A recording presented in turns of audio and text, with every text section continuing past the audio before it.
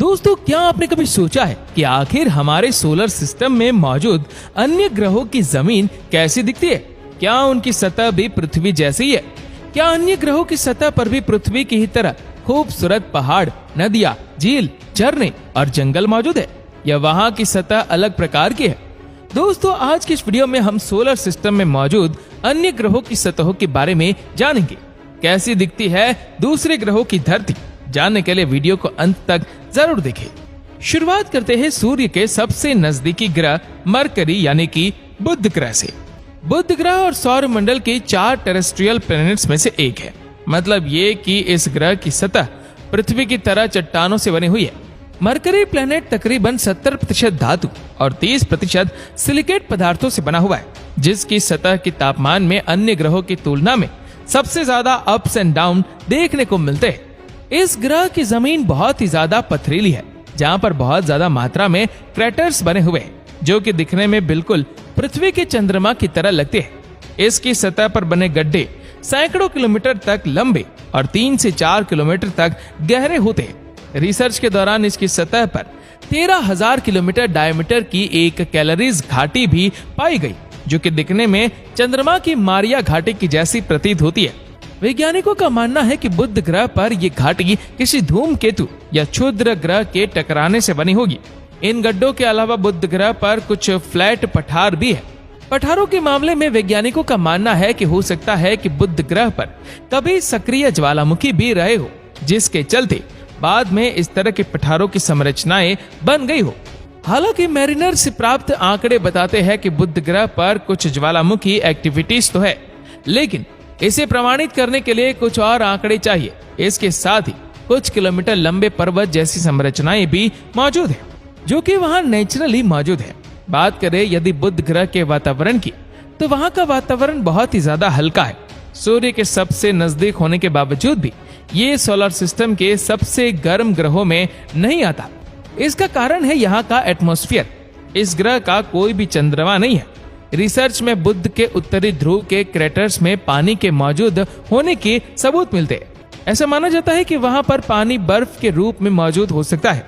हालांकि यह ग्रह पूरी तरह से बंजर पड़ा हुआ है, जहां पर किसी भी प्रकार के जीवन के होने की संभावना नहीं है। वीनस यानी कि शुक्र ग्रह, जो कि सूर्य से दूसरा प्लेनेट है, जो कि 4 टेरेस्ट्रियल प्लेनेट में से एक है। ये एक बहुत ही चमकीला ग्रह है। देखने में ये ग्रह जितना खूबसूरत है, वहां की परिस्थितियां उतनी ही खराब है, क्योंकि ये ग्रह सौरमंडल का सबसे गर्म ग्रह है। इस वजह से यहाँ की सतह पर नरक जैसे हालात मौजूद है। इसकी जमीन काफी ज्यादा पथरीली है। यहाँ पर क्रेटर्स, पहाड़, घाटियों के अलावा अन्य तरह की कुछ विशिष्ट संरचनाएं भी देखने को मिलती है, जिनके बारे में ये कहना मुश्किल है कि इन संरचनाओं का निर्माण कैसे हुआ होगा। शुक्र पर सबसे ज्यादा ज्वालामुखी पाए जाते हैं। इसके प्रत्येक 100 किलोमीटर के दायरे में लगभग 170 के आसपास बड़े ज्वालामुखी मौजूद है, जिनमें से कुछ सक्रिय ज्वालामुखी भी है, जिसकी वजह से यहाँ की जमीन काफी जहरीली है। इसके अलावा यहाँ लुप्त हो चुके ज्वालामुखियों की वजह से क्रैटर भी बन गए, और ये भी माना जाता है कि बड़े बड़े उल्कापिंडों के टकराने की वजह से यहाँ बड़े बड़े क्रैटर्स का निर्माण हुआ है। बात करें यदि शुक्र ग्रह के वायुमंडल की, तो इसका वायुमंडल अत्यंत घना है, जो कि मुख्य रूप से कार्बन डाइऑक्साइड और नाइट्रोजन से मिलकर बना है। इसके अलावा इसके पर्यावरण में सल्फ्यूरिक एसिड की काफी मोटी परत भी पाई जाती है। इस वजह से शुक्र की सतह पर सूर्य का प्रकाश नहीं पहुंच पाता। इस वजह से सौरमंडल में मौजूद अन्य ग्रहों की तुलना में यहाँ ग्रीन हाउस इफेक्ट बहुत ज्यादा देखने को मिलता है, क्योंकि यहाँ पर ऐसे ड्रेन भी होते, जिस वजह से भी यहाँ के हालात काफी खराब है।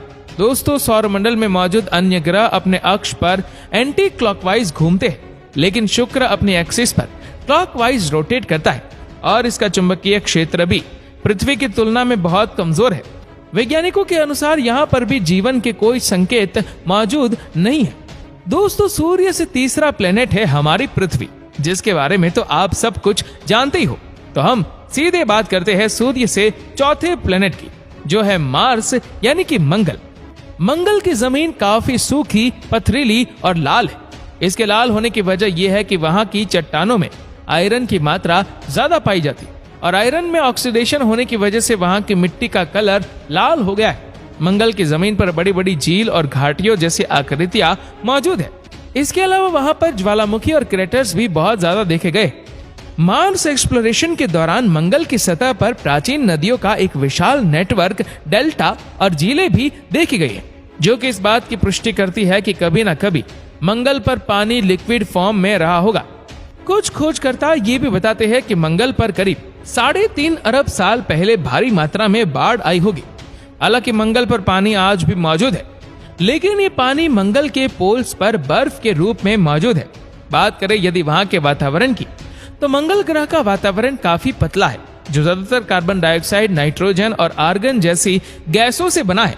और इसी पतले वातावरण की वजह से एस्ट्रॉइड और कॉमेट्स जैसी चीजें आसानी से मंगल की सतह तक पहुंच जाती है। कभी कभी मंगल ग्रह पर तेज हवाओं के चलते धूल भरी आंधियां आने लगती है, जो कि सतह के अधिकांश हिस्से को ढक लेती है। इस वजह से भी मंगल दूर से देखने पर लाल ग्रह के रूप में दिखाई देता है। वैसे तो वैज्ञानिक यहाँ पर जीवन की खोज कर रहे हैं, लेकिन जिस तरह यहाँ की जमीन और वातावरण है, उस हिसाब से अभी के लिए वहाँ पर जीवन का पनपना काफी मुश्किल है। चलिए अब बात करते हैं जुपिटर की, जो कि सूर्य से 5वां ग्रह है। जुपिटर सूर्य से 5.2 एस्ट्रोनॉमिकल यूनिट दूर है और ये सौरमंडल का सबसे बड़ा ग्रह है। जुपिटर की पृथ्वी या मंगल की तरह कोई ठोस सतह नहीं है, बल्कि यह हाइड्रोजन और हीलियम जैसी गैसों और तरल पदार्थों से मिलकर बना है, इसीलिए इसे गैस प्लेनेट भी कहा जाता है। जुपिटर के वायुमंडल में मीथेन, अमोनिया और सिलिकॉन जैसे कंपाउंड पाए जाते हैं। इसके अलावा इसमें कुछ मात्रा में कार्बन, इथेन, हाइड्रोजन सल्फाइड और सल्फर भी मौजूद होता है। बृहस्पति के वायुमंडल में जमी हुई अमोनिया के क्रिस्टल भी मौजूद होते हैं, जो कि इसके वातावरण को और भी खतरनाक बनाते हैं। इसी के साथ ही वहां के वातावरण में खतरनाक तरह से बिजली चमकने के साथ साथ भयंकर तूफान भी आते हैं। बृहस्पति पर एक ग्रेट रेड स्पॉट नाम की जगह है, जहां पर नेचुरली चक्रवात आता है और ये स्पॉट आकार में इतना बड़ा है कि इसमें लगभग 2 पृथ्वियां समा सकती है और ये तूफान हर समय चलता ही रहता है। वैज्ञानिकों के अनुसार बृहस्पति के अशांत वातावरण में इस तरह के स्पॉट का होना आम बात है। बृहस्पति पर शनि की तरह रिंग के आकार के छल्ले भी होते हैं, लेकिन ये शनि की तुलना में थोड़े धुंधले होते हैं। इसका मैग्नेटिक फील्ड पृथ्वी की तुलना में 14 गुना ज्यादा शक्तिशाली है। बात करें यदि बृहस्पति पर जीवन की, तो वहां पृथ्वी की तरह कोई ठोस सतह नहीं है, इसलिए वहां पर जीवन की कल्पना करना ही बेकार है। हालांकि वहां के वायुमंडल में पानी थोड़ी बहुत मात्रा में पाया जरूर जाता है, लेकिन जीवन के लिए केवल पानी ही जरूरी नहीं होता।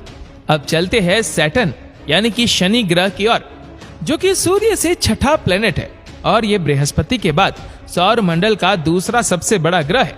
सैटर्न सूर्य से 9.5 एस्ट्रोनॉमिकल यूनिट दूर है और शनि तक सूर्य का प्रकाश पहुंचने में 80 मिनट का समय लग जाता है। बात करें अगर इसकी सतह की, तो सैटर्न का भी पृथ्वी की तरह कोई सॉलिड सरफेस नहीं है, बल्कि ये भी गैस और तरल पदार्थों से बना हुआ है। जुपिटर की तरह ही सैटर्न भी ज्यादातर हाइड्रोजन और हीलियम से बना है। माना जाता है कि शनि के सेंटर में लोहे और निकल जैसी धातुओं की एक घनी कोर है, जो कि रॉकी मटेरियल से घिरी हुई है। शनि का वायुमंडल भयंकर गैसों से बने बादलों की मोटी परत से ढका हुआ है और यहाँ भी धूल भरे तेज तूफान और हवाएं चलती रहती है। इसका मैग्नेटिक फील्ड बृहस्पति की तुलना में थोड़ा वीक है, लेकिन पृथ्वी की तुलना में बहुत स्ट्रांग है। शनि के चारों ओर भी रिंग्स पाई जाती है। ये रिंग्स बृहस्पति की तुलना में ज्यादा मजबूत है। माना जाता है कि शनि की ये रिंग धूमकेतुओं, क्षुद्र ग्रहों और टूटे हुए चंद्रमा के टुकड़ों से बनी है। इसके अलावा इन रिंग्स में बर्फ के भी विशाल टुकड़े मौजूद होते हैं, जिन पर धूल जैसी मोटी परत जम जाती है। रिंग के कण ज्यादातर छोटे धूल के आकार के बर्फीले दानों से लेकर एक घर जितने बड़े टुकड़े तक होते हैं। यहाँ तक कि कुछ कण पहाड़ों जितने भी बड़े होते हैं। ये रिंग्स दिखने में व्हाइट कलर के होते हैं। बात करें यहाँ पर जीवन की, तो यहाँ भी जीवन की कल्पना करना बेकार ही है, क्योंकि ये भी एक गैस का गोला ही है। अब चलते हैं यूरेनस की ओर। यूरेनस, जो कि सूर्य से 7वां ग्रह है। यूरेनस का भी कोई सॉलिड सरफेस नहीं है, बल्कि ये ज्यादातर बर्फ का बना हुआ है, इसीलिए ये सबसे ठंडा ग्रह है। ये सूर्य से करीब 19.2 एस्ट्रोनॉमिकल यूनिट की दूरी पर स्थित है। यूरेनस के वातावरण में हाइड्रोजन और हीलियम ही मुख्य गैसों के रूप में मौजूद है। इसके अलावा मीथेन, पानी और अमोनिया भी पाया जाता है। मीथेन की वजह से अंतरिक्ष में यूरेनस नीले रंग का दिखाई देता है। यूरेनस पर भी छल्लों के 2 सेट पाए जाते हैं। इन छल्लों का कलर लाल और नीला होता है। यूरेनस पर भी काफी सारे डार्क स्पॉट्स देखने को मिलते हैं। हालांकि अभी यह स्पष्ट नहीं हो पाया है कि इस तरह के स्पॉट्स के बनने की क्या कारण हो सकते हैं। इसके अलावा यहाँ पर बर्फीले तूफान भी आते रहते हैं। शुक्र के अलावा यूरेनस वो दूसरा ग्रह है जो अन्य प्लैनेट्स के विपरीत दिशा में घूमता है। बात करें यहाँ पर जीवन की, तो यहाँ भी जीवन का कोई नामो निशान मौजूद नहीं है। चलिए अब बात करते हैं सूर्य से 8वें ग्रह की, जो कि नेपच्यून है, जो कि सूर्य से 30 एस्ट्रोनॉमिकल यूनिट की दूरी पर मौजूद है। नेपच्यून भी यूरेनस की तरह एक बर्फ का विशालकाय गोला है जिसकी कोई ठोस सतह नहीं है। इसका वातावरण ज्यादातर हाइड्रोजन, हीलियम और मीथेन से बना हुआ है। इस वजह से यह अंतरिक्ष में से देखने पर नीला हरा रंग का दिखाई देता है।